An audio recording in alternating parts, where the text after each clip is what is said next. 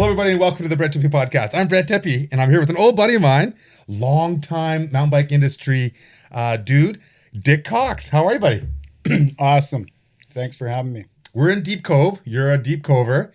Dik has been in the mountain bike world since mountain bikes were invented. A long-time rider, long-time salesperson in many different duties for Kona, and just an OG Cover, which is kind of like the birthplace of mountain biking in Canada, and kind of like the Marin County of Canada.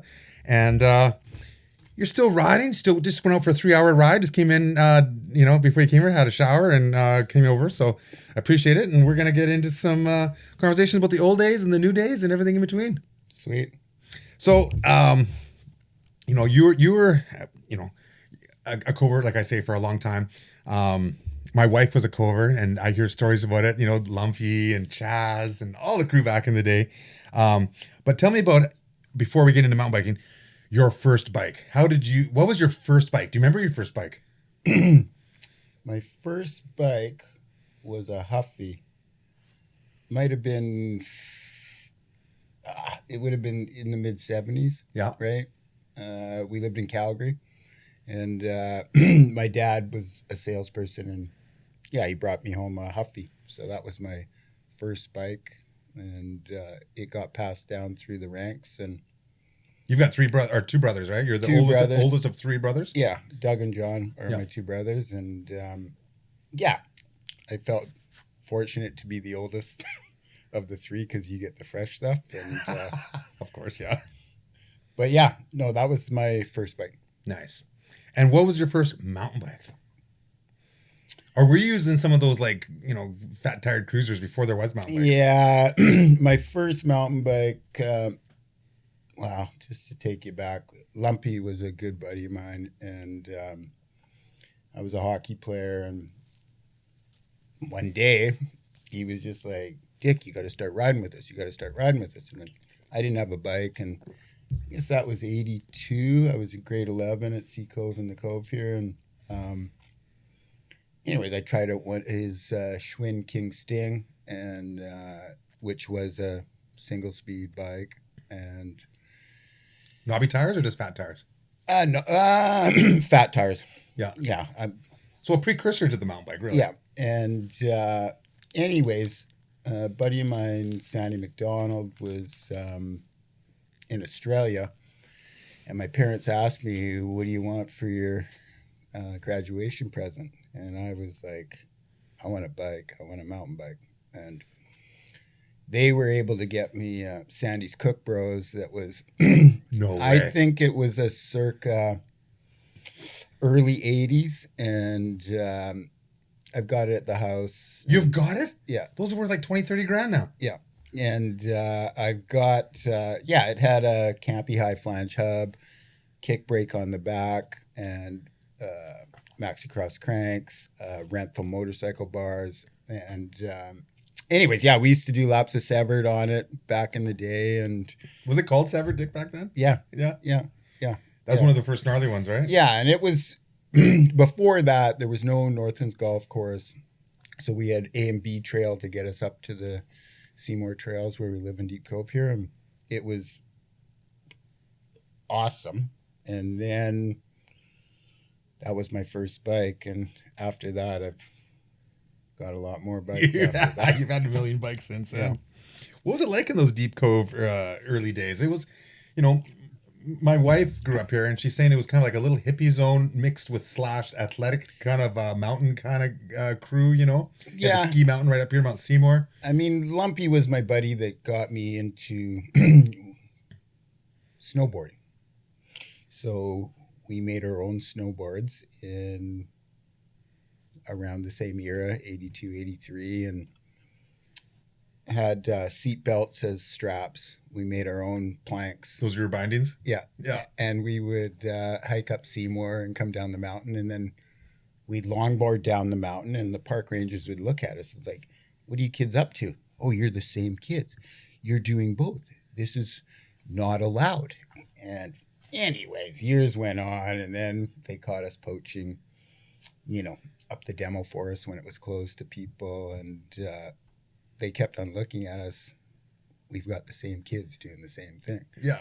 So it's that's when it really started, and yeah, it's been a interesting ride. For sure, for sure.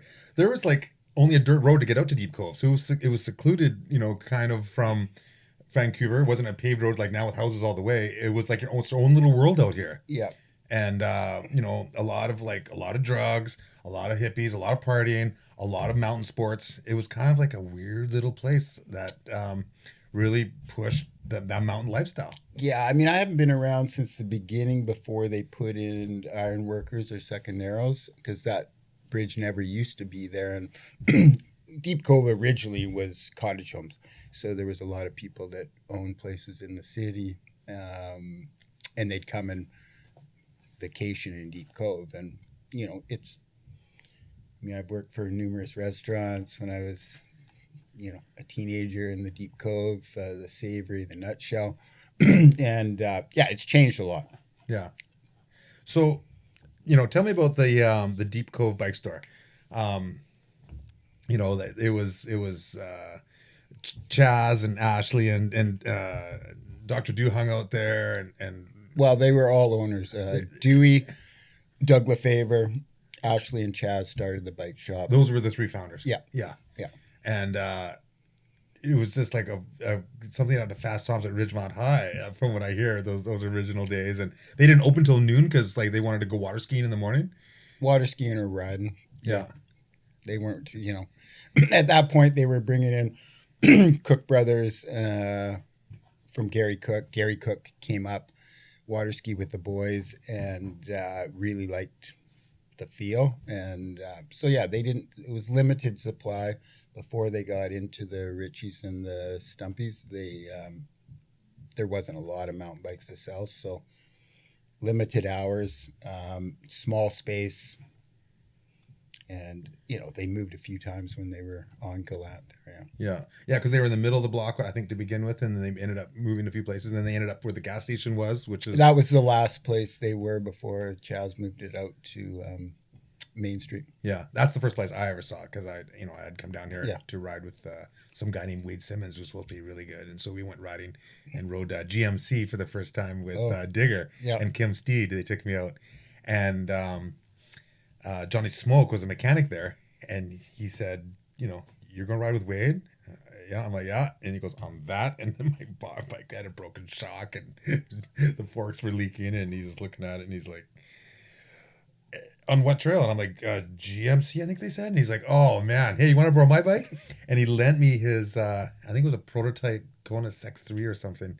Cool. With like rock shocks, downhill shocks with 3 inches of suspension. Yeah. It had the Magura HT22 brakes. Yep. Thank God he lent me that, because it was pretty gnarly. And it saved my life. But it was my first memory of the Deep Cove bike store was the one in the corner of coming into Deep Cove. There's a condo complex there now, and the Nexus used to own it. It was a garage. Yeah. And the boys moved around. They were at the pharmacy for a while, and then they moved up to there, and then it was slated for reconstruction. So so you're bros with those guys, and that's who you rode with and did some water skiing with, and did I was a young kid that used to hang around the store, and I always liked to talk to people, and Chaz and Dewey and Ash would always be like, hey, no problems.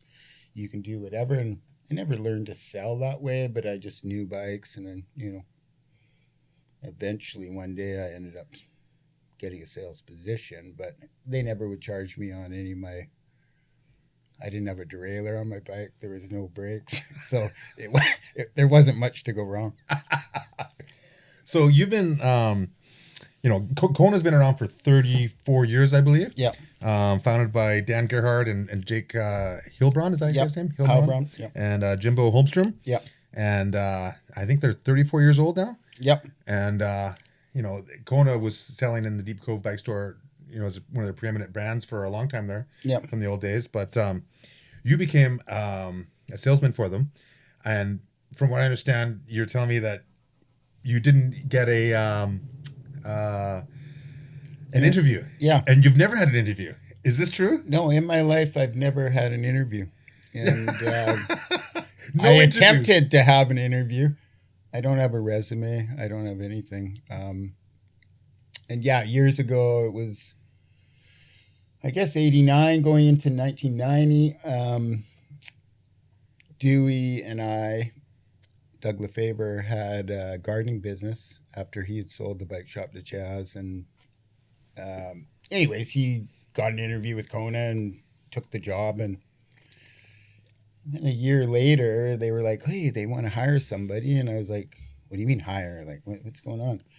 I got the gardening and, we built fences and retainers and maintenance. And he goes, no, come in for an interview. And I was like, so do I got to get dressed up? Like, what do I got to do? And Dewey and I had water skied in the morning, and I've got an old 65 Beaumont convertible that I pulled in there. Anyways, it was time to sit down, and all of a sudden I went into this small office on Railway where our original office was, and they said, 3 guys in a room, and almost felt like I'd been pulled into customs or something, right? And it was just like, what's going on? And they were like, okay, well, let's get started. And I didn't have my normal ritual in the morning. I was just like, oh, where's the bathroom and stuff? And anyway, so it was like, it's upstairs. Boom, boom, boom, went up. There was an accident. Came back down and said, hey, there's no mop and no plunger. You plugged the toilet. Yeah, exactly. And then with friends like that, who needs an enema? And then, so all I said was just like, give me a mop and stuff, and I'd like to go clean it up. So I went back upstairs, made sure everything was kosher. Yeah. And I freaking walked back down in the office, and they were like, so do you want the job? And I was like, well, hang on a sec. Like, what's the pay? What are the hours? What's going on? And anyways, I looked at him and I kind of got spooked. Yeah. And I was like, I'm out of here. I'm going to go home and think about it. Oh my God. And it took me a couple of days to think about it. And I was thinking, I'm going to actually work for somebody. So I've still never had an interview. Yeah. That's amazing. And no resume. Yeah. Well, your resume was upstairs. It reminds me of the skeleton who walked into a bar and he asked for a beer and a mop. So you're selling bikes. You're doing this job. I remember before I became a Rocky Mountain Fro Rider, I hit you up for a sponsorship, and I had this early footage of us jumping off cliffs and stuff and doing some of the stuff before Cranked was ever around. And you went, you know what? This seems really cool, and like you're a friendly, nice dude, but you're just gonna break our bikes on camera, and I don't think this is a good idea. How many brakes you breaking? I'm like, pretty much all of them. And you're like, no, I don't think so. Do you remember that? Yeah, I do. And I went on to break a lot of Rocky Mountains. Yeah. But that's what we were doing back then. The bikes weren't ready for what we were doing. Wade was hiking and I was hiking, and guys like Dangerous Dan were hiking, and there was a bunch of people jumping off stuff. Yep. And bikes weren't there yet. But then they got there, and what did you guys have? The Stinky, I think, by then? Yeah, the Stinky was our that was the bike that everybody on the shore rode. It was tough. Yeah. It handled it. And they didn't break. Yeah. Yeah. I know. Right. I wish you would have had those by the time that I was, when I was first. I think when Bender sent the jaw drop, right, on a Stinky 9, it didn't break. I mean, was it on a Stinky 9? Yeah. Yeah. That was the second time? I thought he was on a Carpio the first time. I think it was a Stinky 9 because Gibby was there for, taking the pictures, and John Gibson out of Canmore is, a good friend of mine and a good buddy of Kona's, and he was texting me before Bender sent. I was there that day. That's my footage in NWD. Yeah, with my little Sony. And I was just like, my palms were sweating. Gibby was like, I'm not comfortable. And Bender, Bender, Send it. Let's go. Oh yeah. Let's get it going. Yeah.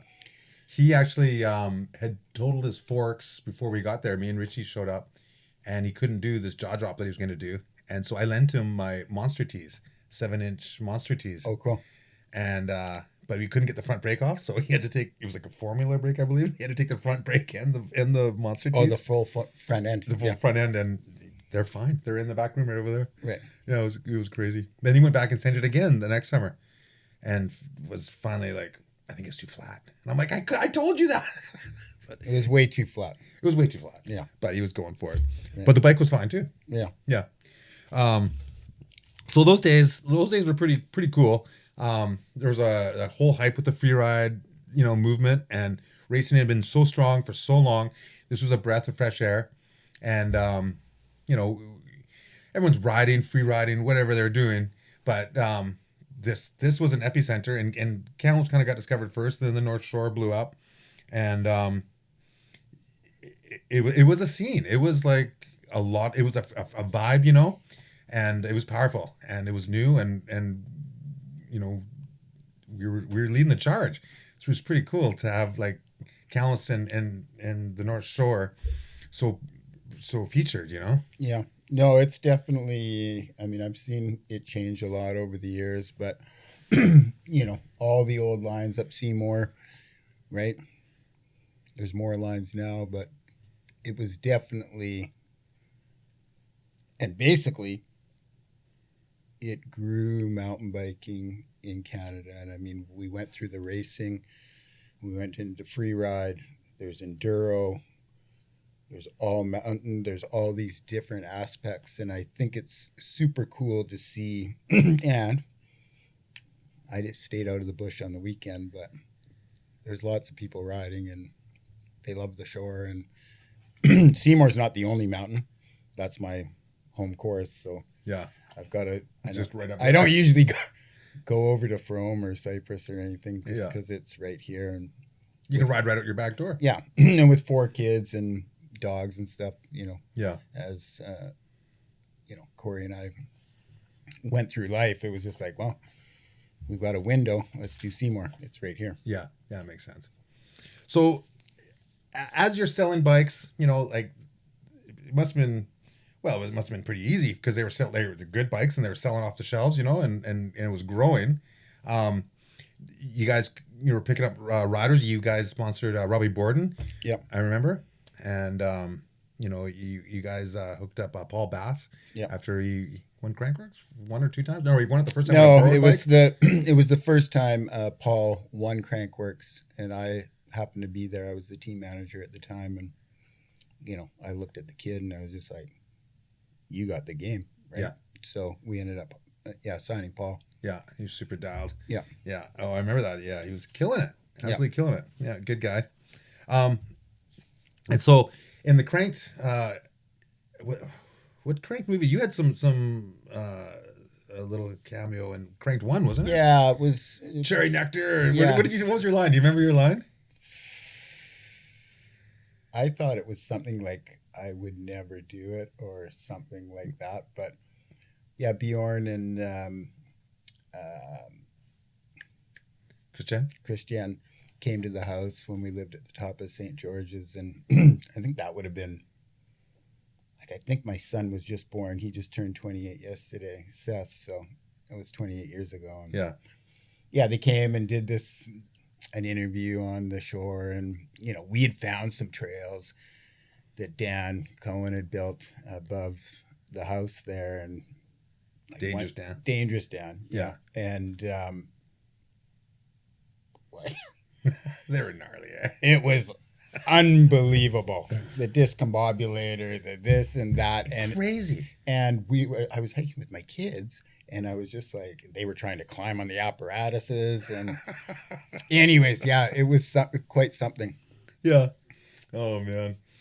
Now, you had an iconic shot, which, because you rode a bunch of the roots and the rocks and a bunch of the stuff here, but you actually had an iconic shot that went huge where you were in a gnarly tangle of roots and you were going OTB, stepping over the front end. And I think it's a Gibby shot, actually. Yeah, it was a Gibby shot. It Black was and up white. at, I'll let everyone know where it was. Montmorency School, just up, just below Grouse Mountain. Okay.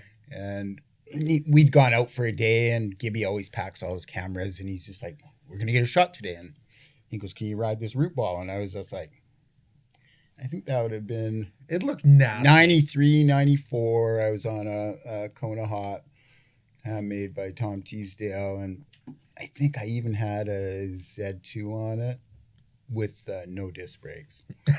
And that was rim brake only. And anyways, yeah, I went out the front door. It was like one of those wild things where there was a stump there that could have impaled me and stuff. And yeah, I have to say that just walked out of that one, grabbed the bike over the top, and no problem, put it between the legs. And but yeah, it was. I think it was a poster. It was it was a poster in Bike Magazine or something. Yeah. It looked greasy as hell too. Like, yeah, the roots are glistening. It looks like ice. It's funny. We've been riding gravel bikes lately, and we went up and checked it out, and it's changed a lot. That little section. Yeah, and it's actually got a lot gnarlier. So yeah, I'd like to go up on a mountain bike again and check it out. Yeah, totally.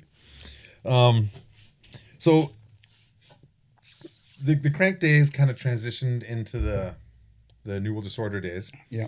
And Big D from Fro Rider Entertainment had the hot series of mountain bike movies. For the longest time it was Cranked, and then NWD came on, and you guys sponsored them. And you guys, like I say, had Robbie Bourdon in there. You had, who else did you have? You had Joe Schwartz. Joe Schwartz as well. We had Bobby Root. That was the manual king. He could manual in Hawaii. We got him up to 60 miles an hour. With the splattered bug on the lens? Yeah, Dave Watson. There was, That's right. We had a few different boys on the team, right? Yeah. Even brought Fabian Burrell, our DH racer, who won 2 world championships. Yeah. And we brought him to, where was that? Whistler. Argentina. Oh, for the when we were shooting, right? So, okay. Yeah, we shot in Hawaii. We shot in Morocco. I've got some really good stories about that. Just running a crew with camera gear and Brazil and armed guards just to, go see Carnival or whatever with all the equipment. It was pretty wild. That's pretty sick. Yeah. So how does it work? So you sponsor, or you're a title sponsor or a major sponsor of NWD, which guarantees you footage of a rider on a Kona in the movie. Yeah. As that's why you'd sponsor them. Yeah. And so Fabian Burrell, I remember killing it. I remember he looked at the, was it NWD 8 or something? And he looks at the camera and he's like, and he goes like this, and this wicked song kicks in, and he's in jeans actually. Yeah. And he's normally like, I think in racing in Lycra back then. Yeah. For the for the aerodynamic speed. Yeah. But he's in jeans and t-shirt, no armor, and full face, but killing it, like Fabian Burrell style. Yeah. And so then you get a guaranteed segment, by being a sponsor film, or like, did you get a couple segments out of that? How does it work? How far did your money take you? Like what happened? I mean, with that kind of stuff, Dee was doing a really good show, and I mean, a lot of times, I think as a company, you want to spend money where you're focusing on. Yeah. To try to nurture it along. Yeah. And I think, or I know back then, it was basically the Stinky and the Free Ride was a big segment. And Dee brought around the movie or the concept after Cranked, and it just seemed, I mean, I went to a bunch of launches down in Vegas and stuff, and the people, and even the launches here in Vancouver, all time, all sorts of riders. It created a real buzz. And I mean, recently with the situation we're dealing with, there's not a lot of launches anymore, and we haven't had a bike launch in 2 years. Everything's online. Yeah, so you just see it online, and those are magical times. Like the vibe when there's only so many movies per year, and it's built up, and you've been hearing little, like rumors of someone did this and someone did that. It's going to be in the new movie, and then it would finally premiere, and just the electricity was palpable in the air, and the stoke, and there's people partying, and like it was like kind of like little mini rock concerts. I think one of the iconic members of the team that you talked about a couple times already was Robbie Bourdon, and his dad sent me, and I just found it the other day because our IT guys want us to clean up our clutter. Yeah. And I was going through some old footage, and Bob Bourdon, Robbie's dad, sent me this video of Robbie hucking it off the roof of their house in Nelly. Yeah. And I don't know how old Robbie would have been, like pretty young. Yeah. Anyways, just sent it off the house. Unlike Bender, had a nice tranny. Everything was good. And Bobby passed away. And I remember getting the call. We were doing the first trip with Robbie out of the country, and he was pretty young. And his mom calls me and goes, "Can I talk to you?" And I was like, "Yeah, no sweat." I'm like, "What's up?" It's like, "Well, you're taking my wild dog out of the country." And and I go, "It's all good. I got 4 kids at home and a dog. I'll be fine." Right? Yeah. And anyways, the stuff Bordeaux was pulling off, stuff where it was next level at the time. Absolutely. And to the point where I said, "I've got your son," and what I saw him doing, it didn't make sense at all. And what could you do? Because he said he's got it. It might have been Costa Rica. I can't remember what Robbie's first trip was, but yeah, I mean, he would just there'd be 2 chasms, and he'd be like, he called me boss, and he was like, "Hey, boss, I got this. I'm going to go from one to the other." And I was looking at him going, "Okay, we're not in Vegas. We're not gambling." But anyways, and sure enough, first time he'd eat it. Yeah. And it'd be like horrific. Yeah, but he's built like a little brick shit house. Like, just so if I was going to be a guy, he's like a fire hydrant. Yeah. Strong. Yeah. Yeah. And strong in the mind, too. Yeah. And, stubborn. Yeah. Stubborn, yeah. He would it'd be like if he said he could do it, he would do it. Yeah. And he was going to go until he did it. Of course. Do you remember him trying those flat spins and just sending it like a snowboard style jump? And he was like crashing and then blowing his shoe off and just eating it. And he did it and did it and did it. It was painful, but he finally stuck it. Yeah. And it just that feeling that watched over me, I'm like, yes, good for him. And it was, like, I seen him come to Camp Callis sometimes, and he did some stuff some things he didn't do and some things he did do, but it was all gnarly. And he when he did it, you just have almost a calm look in his eye.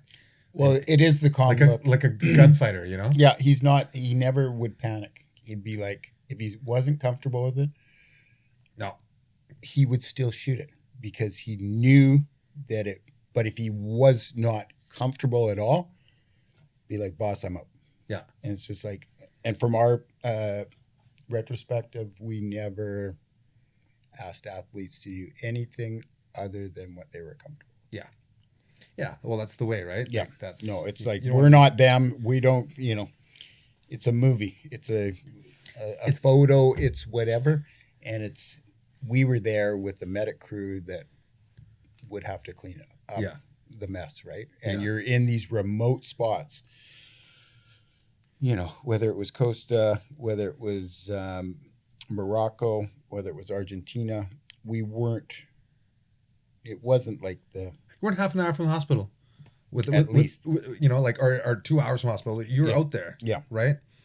And it's not like you can... And I remember Bobby's mom, and I said, "Oh, I got him." So I just didn't want to bring him home all broke up. Yeah.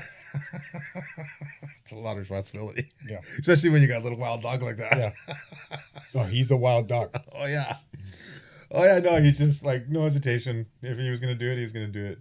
I loved it. Just... Yeah, I got up to Nelson this year for a buddy's retirement party from NRG, and we went up, it wasn't Placenta, it was the other side, but anyways, went and got to see a bunch of the lines that the spiral that Robbie and Joe had built and a bunch of lines. And it was just like, until you see them, you have no idea Yeah. what those guys were doing. Yeah, it looks gnarly on camera, but it looks really gnarly when you see it in real life, yeah. right? No. It was still there. Yeah. It wasn't rideable anymore because they just let it go. But Yeah. it was legit. Yeah. Yeah. A bunch of the old stuff from the old days is legit, you know, like even like Richie Slay has some moves up in Whistler that, you know, some of the young dogs have looked at and turned down, and some have actually done, and they're still legit, you know, like some of those old stuff. Yeah, and you know what's happened with the whole bicycle scene, what Richie was riding that on versus what somebody could ride it on now. Yeah, right. It's totally different. Yeah. The suspension's different. The geometry's different. There's a lot of different things.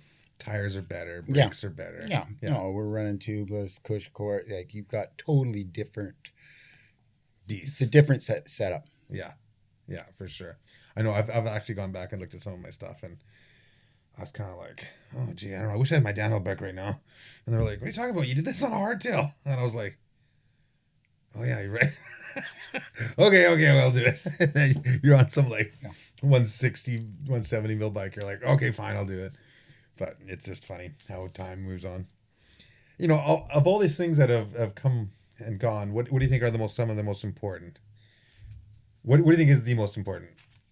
The brakes, the tires, the dropper post. I think the angles. I think the geometry is one of the keys. I think obviously the tires with the inserts and everything are key. I think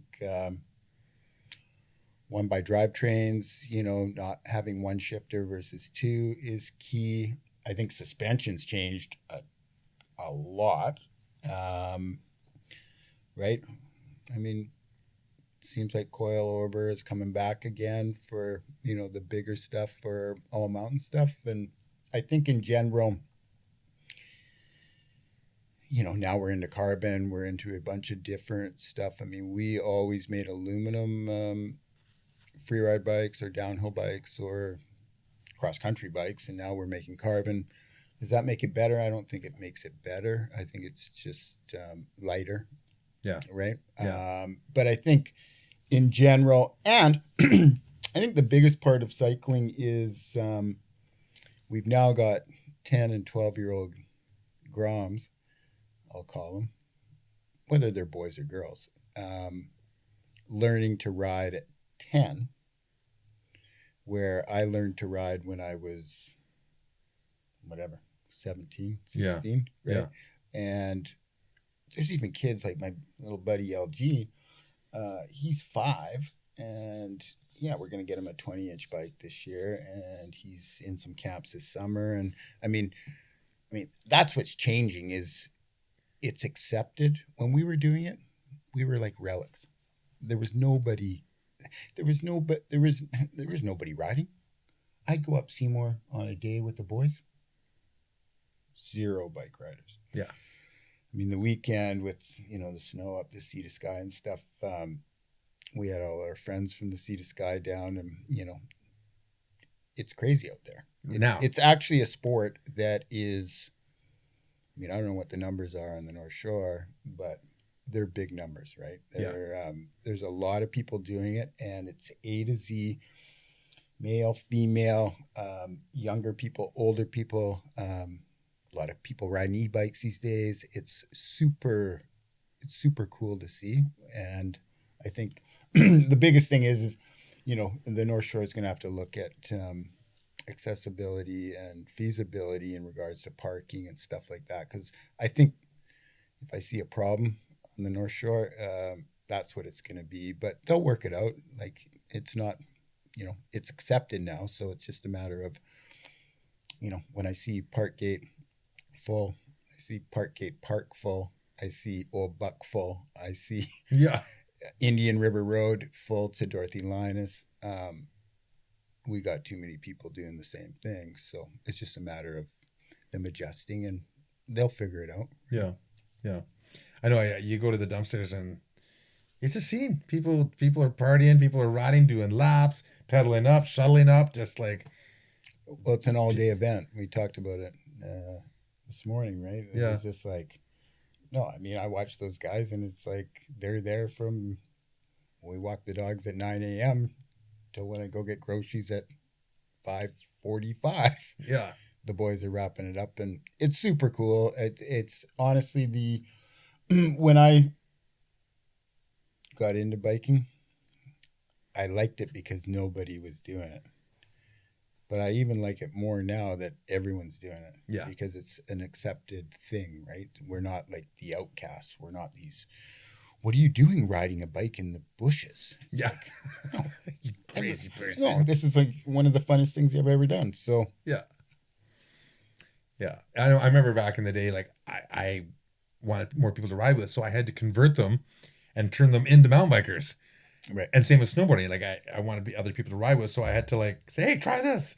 And then you had more people to ride with. And now there's literally millions of people that are doing it. Yeah. You And know? that's, our little bubble on the shore here is a small bubble. I mean, we sell bikes all over the world, and it's going off everywhere, and it's super cool, right? Yeah. So what different titles have you done for Kona over all these years? Like you've been a team manager, you've been a sales guy, international sales guy. Yeah, I mean, I started out, when did I get hired? July 17th, 1990.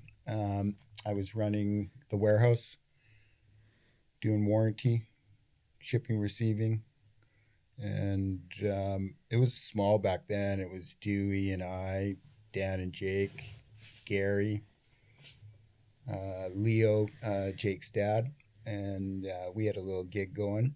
And then, basically it started to grow. Like we used to do 4 models, right? I should know this line count now, but we have a lot more than 4 models. Yeah. And it's changed a lot. These were all mountain bikes, right? And anyways, yeah, as times changed, they had me going, that's what I did. And then there was a sales rep position came up for Ontario. So I took it. Oh, wow. So I learned, how to talk about bikes, and I've always never had a problem talking about bikes because it's my favorite thing in my life, other than my family, right? Like it's the one. So we started doing trade shows and everything else. I even got hired in. Oh no! Before that, back in the day, we started making tie frames. I think that was '93, the Hey and stuff, and we had an office down in Blaine, Washington, and they needed the frames polished, but they had no one to do it. So they were like, why don't you go down and polish some frames? So I'd go down, park at the border, ride my bike over the border, go polish a couple frames, and grab a 12-pack of Rolling Rock on the way home, go to the border, where you been, just down for a bike ride, and away you go. And so I did that, team management, and then they bumped me to, after Ontario, I ended up taking on Alberta and the island, and they put me in a sales manager role where I ran sales for the country. And that recently, during the pandemic, came to a crunch. They needed somebody at the office. And we've got a great employee, Matt Stevens, that has worked for the company for 20 years. I've been there, this will be 32 in July. Wow. And he was keen to take on the job. And so I've been working at home, and a lot of people probably wonder about the beard. I've had the beard since COVID started. We're just like, it's going to be a long winter. Yeah. It's now turned into a couple of years. Right? So anyways, it'll come off soon. And I haven't been able to go to Maui. Maui's my happy place, and I go twice a year, and I haven't been in 2 years. So I know in Maui I'd be too hot. So Yeah, definitely shave it off. Well, it's good for this winter when it was so cold here. It was like, But again, I don't know. I don't really know if fur is better because I was getting ice buildup and stuff when we were riding during those real cold days. And Yeah. I think in general, balaclava better than hair. Yeah. Well, they say James Bond prefers his martini shaken, not stirred, and some people prefer their faces shaven, not furred. There you go. Yeah. So tell me about the timing. It's all pretty much like a cycle in the bike industry, and you build a bike, you prototype a bike, you name a bike, and then you shoot the bike with some riders, and then the bike actually comes out for sale the next year for the public.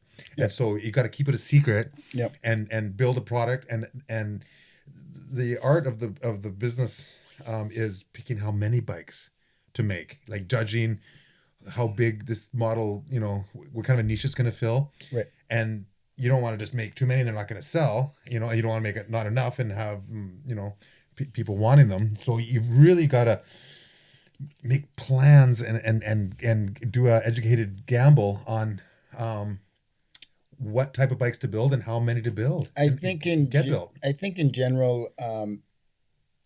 Kona's done a really good job in regards to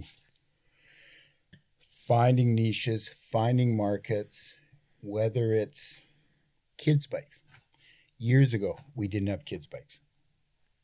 I happen to have 2 kids of my own, and then Corey brought 2 kids into the family, and now we were a 4. There was no kids' bikes. So It's like, what am I going to buy? So I talked to the boys, and they were like, well, let's make some kids' bikes. Right? So it's identifying markets, and it's a really a tough thing. And I mean, recently what's happened, we've got e-bikes, right? And so we started out, we were kind of late to the party, I guess, a little bit, but I wouldn't say we missed the party. We were late to the party. So you got to start identifying. And when you're talking about an e-bike from conception, like to an idea, to actually making it, you're dealing with 3 years. Yeah. Right? So it's not you don't just, like the old days, bewitched, twinkle your nose. Twinkle your nose and bring out the magic wand. No. Yeah. So it's not like that. And then I think, gravel's another really positive. And you do both, or not both, but you do the mountain bike, No. you do the e-bikes, Yeah. you do the gravel. Yeah, I do everything. Yeah, I do the acoustic.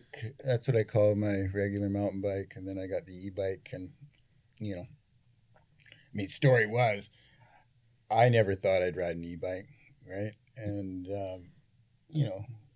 when the pandemic hit, I was sitting at 215. It's like, fuck, I'm stuck at home. Like, I got to start dealing with getting fit again. Dude, I get it. I got a tan from the light inside my refrigerator. And then it was like, you know what? And I set a schedule, and the schedule was 3 days on an acoustic, 3 days on an e-bike. And that went a year. 8 months. And then on Seymour here. Yeah. And then I would go to 4 and 2. So 4 on the acoustic, 2 on the E. And then I'd go 5 and 1. I mean, mid-50s. I'll be 57 in June, right? Yeah. You can't ride every day. And eventually, I don't really ride the e-bike. I rode the e-bike over here tonight just because I was late. And I just wanted to pick it up, and I didn't want to take up a parking spot or anything. But no, they're super cool. And I mean, for people, we've got numerous stories of people that can't ride anymore, a regular bike, and they're riding e-bikes, and it's we're dealing with e-car, like we're here, right? Yeah. So it's super cool. Yeah. But in regards to fruition, you want to come up with, I mean, we have generation 1 versions of bikes, G2s, G3s. Every couple of years we're tweaking it. It takes time. It's not like Bewitched. Yeah. It takes time, and all of these tweaks are necessary to be applicable to whatever bike we're making, right? Yeah. So, no, they're the team they've assembled there. It's grown a lot, and since there was 4 of us, Yeah. right? Dewey, I guess, is number one employee worldwide. I'll be number two, and Patty White's number three. So, but, we've now got hundreds of employees globally, and it's, we couldn't do it without the team. And are we still having fun? Shit, pal. Yeah. I love it. I love it. What are you most proud about in your time with Kona? Like that you and the team have done? I think it's the engagement with everybody, right? Like a lot of times, whether I was working Crankworks, I was at the World Cup at St. Anne, wherever it was, right?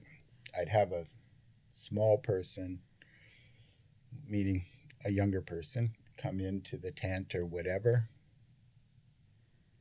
and I turned on. It was just like, that's going to be a bike rider one day. Yeah. Right? And I think in general, that's what I really got off on. It's just like, really like, I mean, I don't think I probably still have them because I think I got over 250,000 emails in my inbox. I never deleted anything that was relevant or pertinent. And what? Really? I've got, there's a bunch of, we used to get letters. We see, handwritten letters of people being like, Dik, I met you at Mount St. Anne, and thank you so much for spending time with my son or whatever, or daughter. And I think in general, it's more because I like bike riding as much as I do. I really wanted everyone to know what it's all about, right? And some people get scared, and talk about injuries. I mean, I've been injured way too much on a bike, but does it stop me from riding? It's like, well, no. I mean, at some point it's going to. Yeah, right. Which is the perfect moment to segue into the ride rap crash of your life. Yeah. Dik Cox. Yeah. What was the crash of your life? Wow, there's been a couple. I mean, I think my biggest one, God, in the last 10 years, tip spiral over in Nanaimo, up at the Stevie Smith trails, or lower Stevie Smith, emulsion fracture off the ankle. That was Comox. Damn. Butchered pig. And then, my most recent one was the broken sternum coming down Kelly's, which is just above the house. And which you've ridden thousands and thousands of times? 3,500 times or whatever. Yeah. And it was just a day that I was riding with my buddy and his son and was going too fast. And there was a right at the bottom and boulder pulled out, went to crash. It's like I'm crashing. And I went to put my hand down and there was some branches over a elephant husk and it caught me in my nipple and just snapped the sternum in half. So I think that would probably be it's kind of spooked me. How's your nipple? Nipple's fine. Yeah. Sternum, went to the physio there because I'm dealing with a back issue or whatever. And she was like, I can't even move your sternum. So my whole chest is, anyways, it's getting better. Yeah. I always said, tape an aspirin to it. You'll be fine. Tape an aspirin to your nipple. Hey, what do you call 500 Indians with no nipples? Don't know. The Indian nipple is 500. Oh. Toshi from when he worked for Juro told me that one. Then GoPro. Toshi? Yeah. Yeah. Yeah. I remember him. Yeah. Oh my God. I actually had a crash once where I was trying to ride this line. Cam Zink and I had done the bottom half of it. Right. But no one had done the top half of it. But it was really smooth rock. And I was testing it. Ali DeLu was ready to shoot photos. And I'm testing it with my front wheel, testing it. Can I slow down? Can I slow down? And I slipped. My front wheel went, shh, and I was like, whoa. And then all of a sudden my bike's sliding down the thing and I'm diving down this thing. And I'm going to fly off the 13, 14 footer at the end. And I realized I'm going to go head first and auger and it's going to be really bad. I'm going to hurt myself. And so right in the corner, there was a bunch of sharp rocks. And as I hit them with my chest, I swung my legs at the same time. And as the rocks dug into my chest, it gave me enough of an anchor for the swing to spin me 180. Spin you around, yeah. And I flew through the air backwards and landed, and I was fine. But I looked in my chest, and I had these big, bear scratches down my chest, and one of them went right through my nipple. and it went right through kind of like the corner of the nipple, and I was like, oh my God, I almost lost my nipple. Do nipples grow back? What if I lost my nipple? That's a good question. Right. And if they don't grow back, can you get artificial nipples? And if you can't get artificial nipples, can you get artificial nipple adhesive? Like, how do you stick those nipples on? I don't know. Or you could be a guy with just one nipple. Or be that guy with one nipple. Yeah. Or get a nipple tattoo. I don't know. But anyways, wow. Well, I'm glad your nipple was fine. If your sternum wasn't. No, it's fine. Yeah. I mean, it's one of those things. I mean, it's the nature of the beast. I mean, I've seen numerous athletes over the years, right, get injured. You're going to get injured, but you're going to get, if you stay in a room and don't go outside, you're going to get healthy too? You're going to get something else wrong with you. So it's one of those things where, oh, I see what you mean. Get out, you know what I mean? Like, get out, enjoy, and stuff happens. No one gets out alive. No, anyways. Exactly. Yeah. Wow. Well, time for some random questions. Okay. It's a zombie apocalypse. Quickly, 3 people on your team. Corey. Your lady, yep. And the dogs. Okay. All right. What's the best piece of advice that you've ever been given? Or that you could give? You got the option.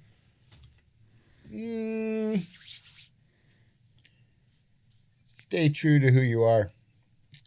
Do what you want. Walk your path you want. Things will happen. Okay, cool. Are you an early bird or a night owl? I'm not an early bird, and I'm not a night owl. Like, you're the Oreo cookie. I like the medium, right? Like, I'm not getting up when it's dark. What are you doing? You might as well grab a couple extra Z's. So I'd rather get a little bit more sleep and then run it. And I'm like at 10 o'clock to bed, so it's not. It's 8 to 10 for me every night. It's solid, Yeah. Okay.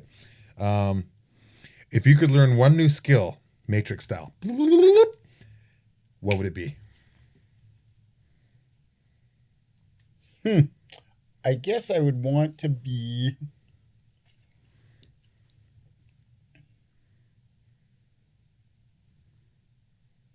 I was going to say astronaut, but not really. I think an engineer. I'd like to know a little bit more about how everything works. Yeah. I've got a few engineer buddies that know everything, it seems. Yeah. Right? And yeah, I don't have to name their names because they know who they are, and they just figure stuff out. And it's one of those things where I didn't go to school, or I graduated, but I never went to a university or college or anything. But I think that's something, an engineer. Yeah. Right. And I wouldn't need to have a title or anything. It'd be just like, be nice to know a little bit more about stuff. Yeah. Okay. Or I always wanted to be a weatherman. What? Yes. And so I've studied weather for years and years and years. And I watch it every day. And, like people used to joke, it's like, Dick, are you going to have your own weathercast? And I was like, yeah, I want to have my own weathercast, right? So I go on all the different websites and stuff, and I study. And even my mom calls me, and it's like, she calls me Rich, because my name's Richard. Yeah. Richard, Dik Cox. What are you doing? Yeah, what's the weather going to be like for the next week? And I got my 5 or 6 websites, and it's like, Ma, this is what it's going to do. It's going to be, they say it's going to rain. No, it's not. It's going to be this. But anyways, I always wanted, that was the other thing, to be a meteorologist. That would have been pretty cool. Yeah. Which leads to another question. Like, so your mom calls you Richard. When you were a kid, you were Richard. Yeah. When did you decide to go to Dik Cox? Did anyone tease you about that as kids? No, it was mortifies my mom because she could have named me. My middle name's John, so she could have called me John, but that was my younger brother's name, so he would have had to have a different name. Okay, yeah. And we've been at events where, I've talked or whatever, and my mom's there, and she's like, I can't believe I called you Richard, and now your name's Dik Cox.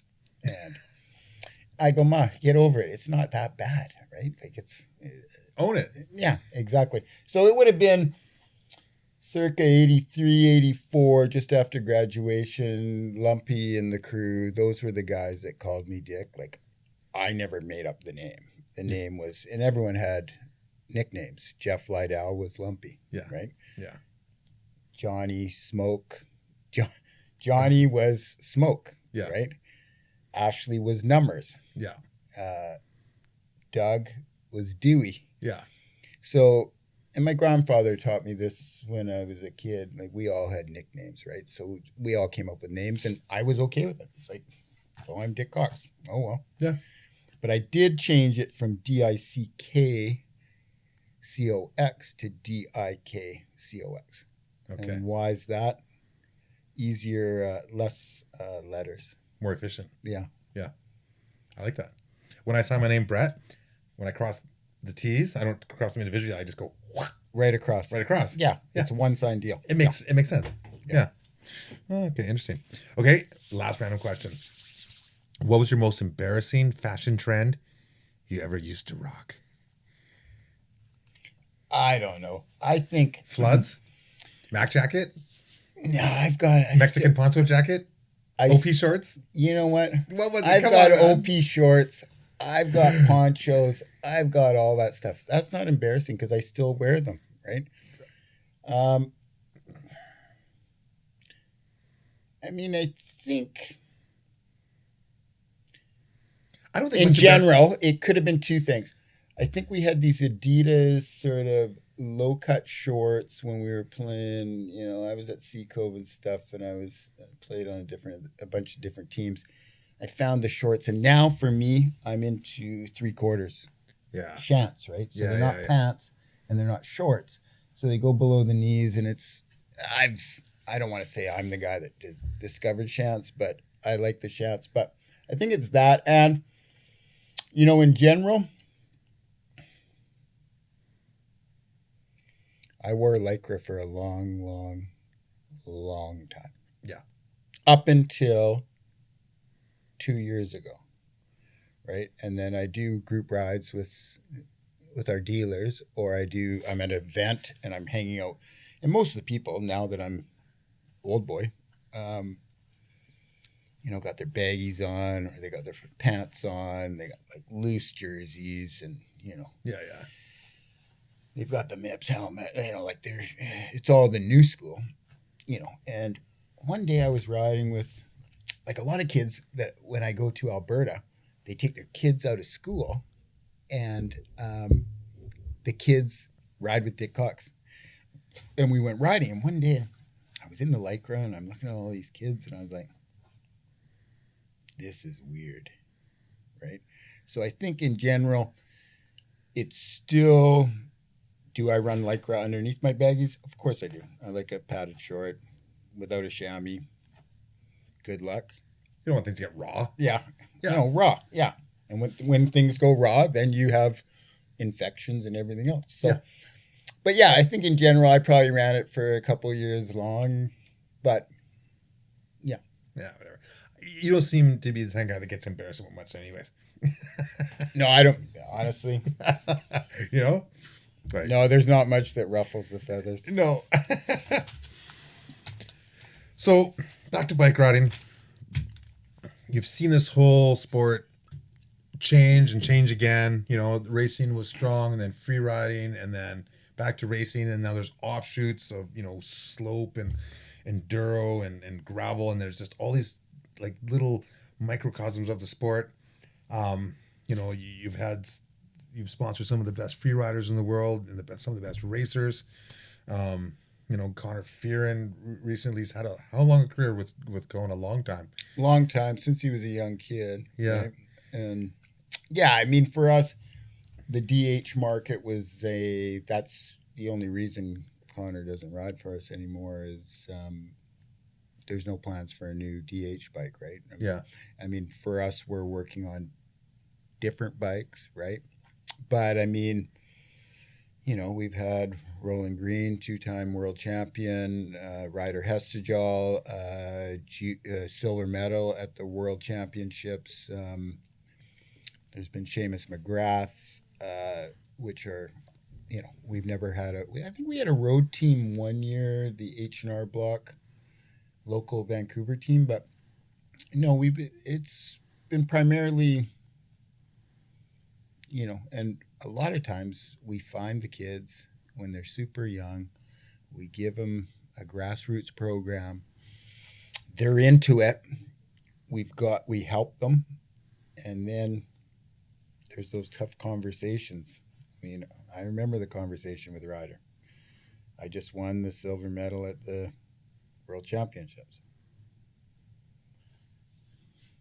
Little butterfly, fly away.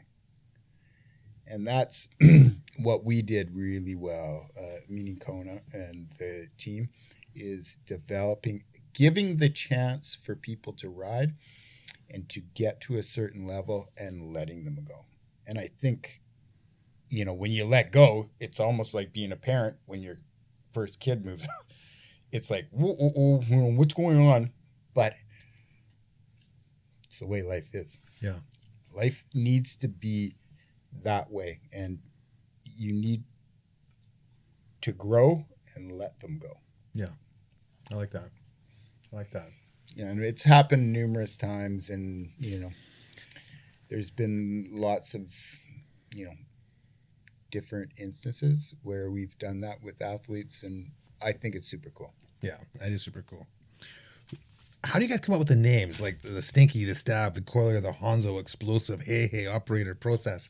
All cool names and like iconic names. And I know you had like the Hawaiian kind of names for a little while, which I don't know what happened, but. And then you've got some, different names now. But how did that process all go? I think what happened originally is the history of Kona was Jake and Dan used to own Rocky Mountain back in the day. And basically they split up. Jake went to work for Richie. Dan decided to go ride his bike in Hawaii. And anyways, there was a concept of starting a new bike company, and that was, 87, 88, and 87. And the original name was Cascade. And we named after the Cascade Mountains? Yeah, just sort of, dealing with a name like Rocky Mountain, that's a pretty strong name. You're going to come up with a new name. How are you, it's going to be different, be competition. And so their original brand was called Cascade. And then we ran into a patent infringement with Kuwahara that had a model called, so there was a cease and desist on that. And Dan was in Kona in Hawaii and was just like, Jake called him and said, wow, we got to come up with a name and call it Kona. So yeah, a lot of the original names, like what were the first models we sold or I sold was Hahana, Fire Mountain, Lava Dome, Cindercone. And then Explosive was like the fifth one. And then we started growing it. And then over the years, it was like, how much fun can you have naming bikes, right? Right. And, you can look into what a coiler is, what is, a Stinky is, and all that kind of stuff. And it was something that the size of our company was quite small, and we were able to do whatever we wanted. Yeah. Right? We weren't going to be like the other guys. And I think in general, we did push the envelope, right? When we came up with our first dual suspension bikes that you tried out. Yeah. And we called them the sex bikes, right? And it was a Sex 3, I think. Yeah, it was suspension experience, but we called them sex. And then, there was some complaints that we were trying to facilitate. What about Jazz in the Cove with like the G-Spot and all those dirty names? How'd they ever get away with that? The Hummer and all that. That's same. Yeah. Right? Same, but different. But different, yeah. But in general, obviously you can see what we've done with our names now, and we've, I would love to bring the name Stinky back, but Yeah. I don't think that would, I shouldn't say that. It might happen. Yeah. But anyways, it's one of those things where, we were definitely firing on an edge, and we wanted to do what we wanted to do, and what we wanted to do was make bikes and have cool names and not generic 2 letters, 3 numbers, Right. and call it a bike. Yeah.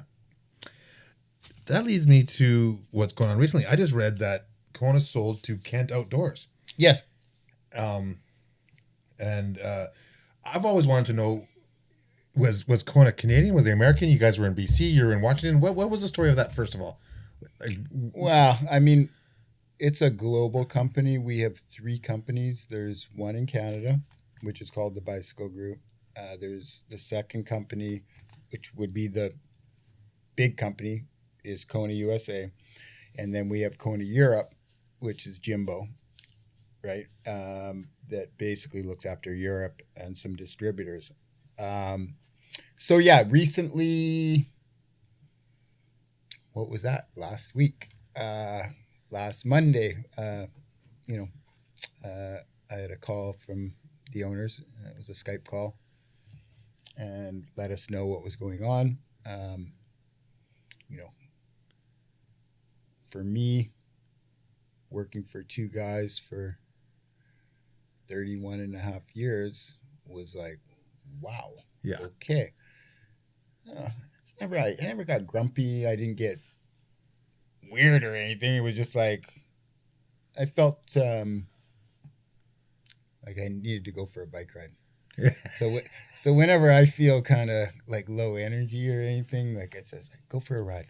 Yeah. You'll get it all back. Yeah, yeah. And if there's things that are bugging you, whatever it is, you're going to go out, you're going to come home with a fresh perspective. Yeah, and that's the one thing about the bike that I really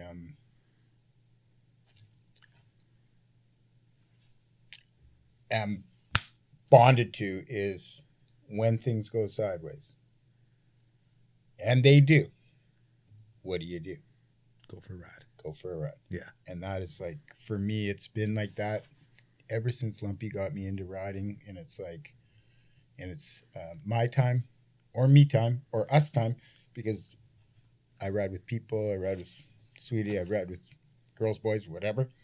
We ride all different kinds of bikes. But once you get out there, you can come home and it's almost like a chalkboard that had all these things when I was a kid and doing algebra or whatever, and I never understood what it meant. Erase the board, and all of a sudden it's like, wow, we're fresh. I like that. Yeah, fresh. Yeah. And so that's my, that's. I like it. Everything's good though. You're staying with Kona. Everything's keeping Dan and Jake and Jimbo and everything's status quo. Dan and Jake and Jimbo will stay on as directors. Yeah. Kent owns, I believe, 12 different outdoor companies. Like Dakine and stuff? No. The CEO, Ken Medal, he was a CEO of Dakine, but they own H.O. Connolly. There's a snowboard brand, starts with an A. Anyways, they own a bunch of brands, and they didn't own an outdoor bike company. Okay. And so what it means for us, I think it's good. It's change. The only thing constant is change. Yeah. And I mean, it's not, it's a good thing. And,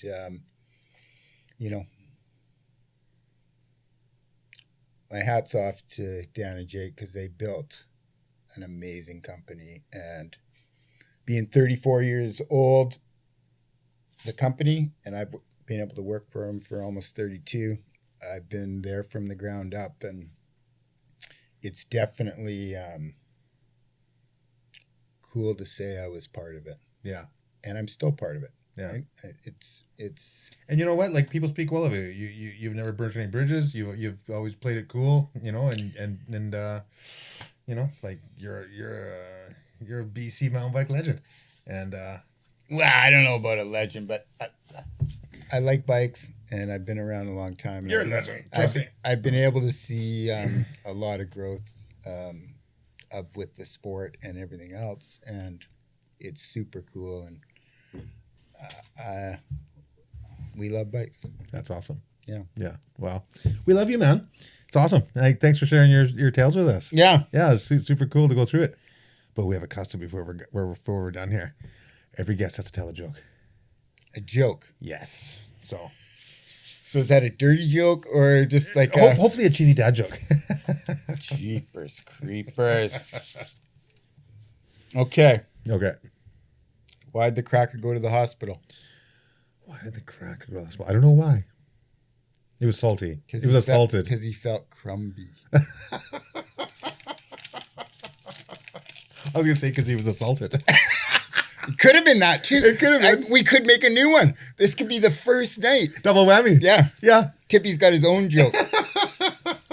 I love it. What are the cheapest nuts? Deer nuts because they're under $1. Tippie, you're always the same. I can't help it, brother. No, you just come up with these one-liners. I don't even know how you remember them. I don't know either. But it's super cool. Yeah, man. This has been super cool. Hey, right on. Thanks for having me. Yeah.